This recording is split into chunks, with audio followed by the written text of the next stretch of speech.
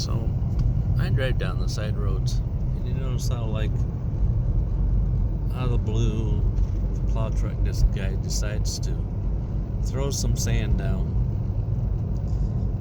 and then he doesn't throw sand down, and then he throws sand down, and he always seems to throw it down in the center,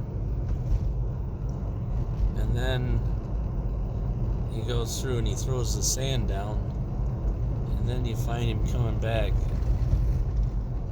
and then so you got traction, right? So you got traction from the sand, and then you see him come back by maybe an hour and a half later, and then he grades off the sand and throws it in the ditch. So what you had was some traction. See how he's got nice sand down here. Of course, it's on the other side of the road because he's already went through this direction. So if I want traction, I have to go on that side of the road for now. Here's the garbage truck guy, and he doesn't want video, but yeah, that's how it is when you go down the road and I'm filming. So, and then he'll come back again. Like I said, he'll come back in an hour and a half and grade that sand off and throw it to the side. And when he does grade that, he makes it a slippery mess again. But he doesn't throw any sand down when he does that. I'm not, I complain like anybody does. Just I don't see the rhyme or reason behind. Why don't you just grade it all and then come back and throw your sand down? Well, somebody might slip and slide in the meantime, right? Yeah, right. So what's the point of throwing the sand down in the first place, right? So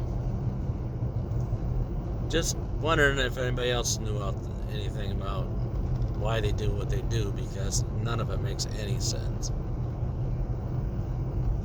Now you go down my road, look at all these birds out here. What, are they throwing chicken feed out here or what? Huh? Are they throwing chicken feed out?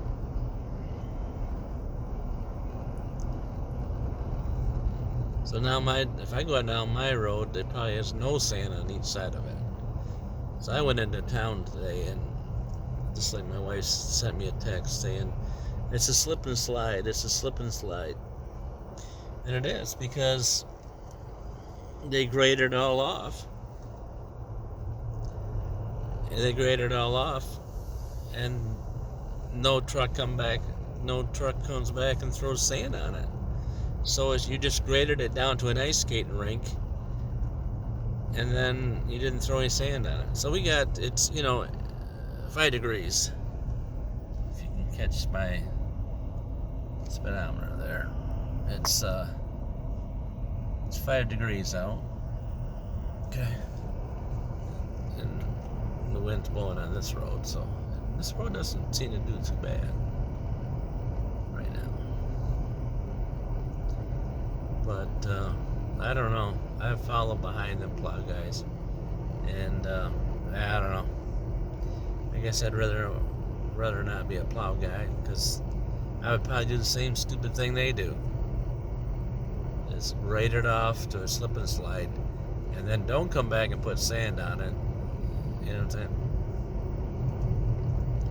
Till 2 hours later, and it's lunchtime right now, so you know they ain't gonna be working now. And they'll come back out when it's after 3, and when it's time for everybody to go home and go out and grade the sand and snow off. I get more traction from snow. Now, I got good snow tires on here, so. But this morning it was, slip and slide. My car's not even doing what it was doing on the way into town right now. Of course, I'm doing 35, but it wasn't much more than that. I get more traction on snow than I do on ice. How about you guys out there? Some more snow and traction on ice or snow? Probably snow, like most of us.